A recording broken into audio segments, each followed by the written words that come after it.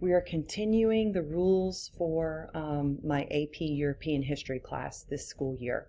So this is rule numbers 7 and 8. Number 7 says students are to be quiet in their seats and ready to learn when the tardy bell rings. So all of us have to be here on time and ready to start as soon as that tardy bell rings. So that means be at your desk, like sitting down, not walking around the room, not running in the room when the tardy bell rings, actually in your seat when that bell has rung. So that way you're not considered tardy. There are no special people that they ring a bell for. So like I said, we all have to be here equally at the same time. You all are seniors, so you know the policy for tardies. I'm not going to go over it with you, but if you are tardy for my class, I do have a tardy log that you will need to sign. And you know by that third tardy, not only am I thinking negative thoughts about you, but you will be referred to disciplinary for them to call and eventually, detention. So y'all know the drill, y'all know how it goes. So just make sure you're not tardy. Rule 8, students are not to leave the classroom to use the restroom. Go to the office. It must be a true emergency if you need to leave this room, especially now with the COVID protocol and contact tracing. We have to know where you are at all times. So it's going to have to be a very rare situation for me to let you out of this room. I have to be here just like you. I can't just up and leave to go to the restroom whenever I want. It has to be a true emergency for me to leave this classroom as well. So just let me know if there is an instance of that, because we don't want your emergency to become a classroom issue. So again, just communicate with me. Let me know if you're having an issue. And we'll work something out. Number 9, students are required to come to class on time and with all materials. We will go over the specific requirements for what you should have with you every day at a later time. Just make sure you actually bring them to class. There's no excuse for not bringing what you're supposed to have.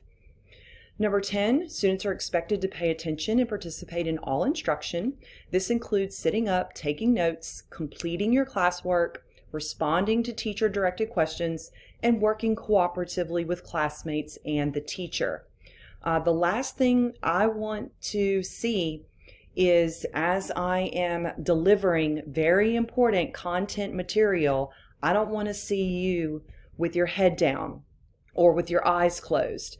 That to me gives an I do not care impression, because if you're not feeling good that day, you should have already made me aware of it. So it is not just a shock to see you, not feeling your absolute best. Keep in mind, if you truly are sick, you shouldn't even be here in the first place. And if you truly are not getting enough sleep, then you need to rearrange your schedule and figure out how to make sure you're getting sleep at night, because my classroom is not nap time. Make sure you are paying attention. You are doing exactly what you're supposed to be doing. Not only does it give a I do not care impression, having your head down or your eyes closed, it is considered rude and disrespectful to me. Like I said, that is a sign to me that you don't care what we're doing and it is not important, okay? If you were up here teaching, you wouldn't want me doing that to you.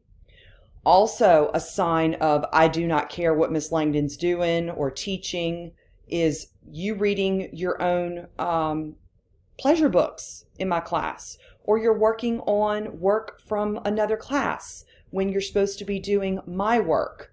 Again, these are all in the category of being rude and disrespectful to me, and it is not going to be tolerated. So please make sure you are in here to do my work.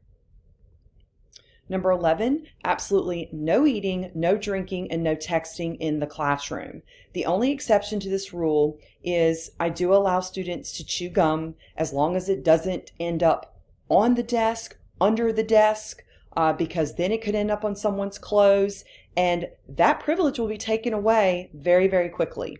So let's make sure we don't take advantage of that. You are allowed to have water bottles, especially because the water fountains are going to be shut down for healthy reasons.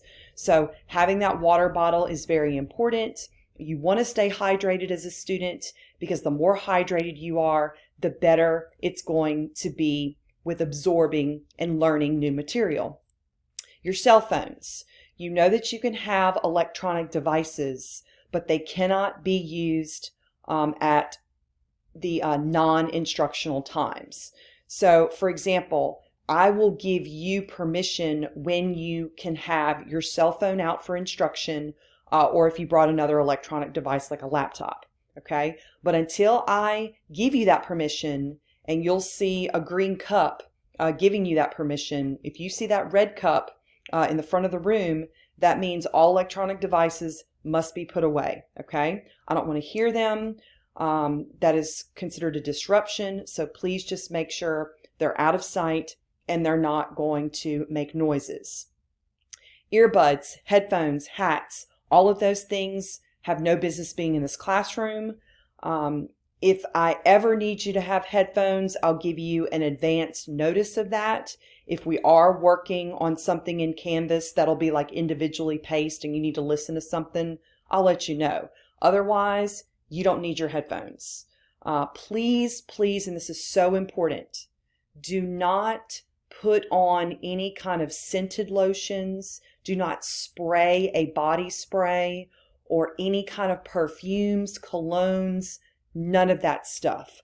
I have very sensitive allergies to that, and there may be students in this room that have allergies to those smells.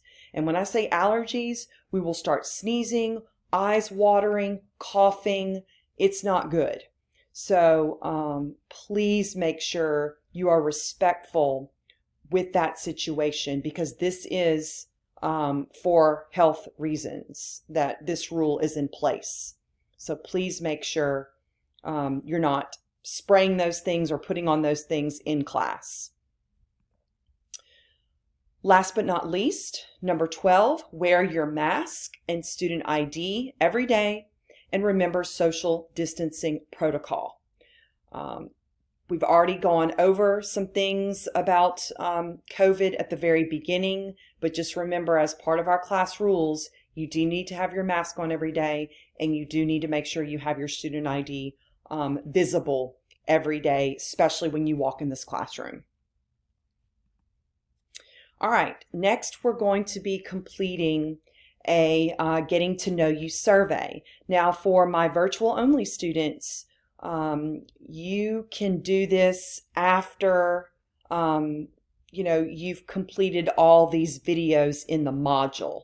I don't even think it'll allow you to get out of the module until you're completely done with the videos. But again, just make sure you do get this survey completed as soon as possible. I'd like it done by the end of the week. That would be ideal, because the sooner you get that survey done, the more that I will know about you very quickly and be able to attend to your needs very quickly. Because I've got some specific questions on that survey that let me know certain things about you that will help me make sure that you have success in this class.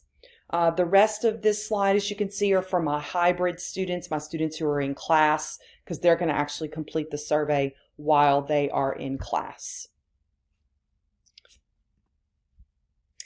Okay, so what I'm going to do is go ahead and stop this video, and I will start the next one with this slide going over with you the actual requirements for the course and student responsibilities.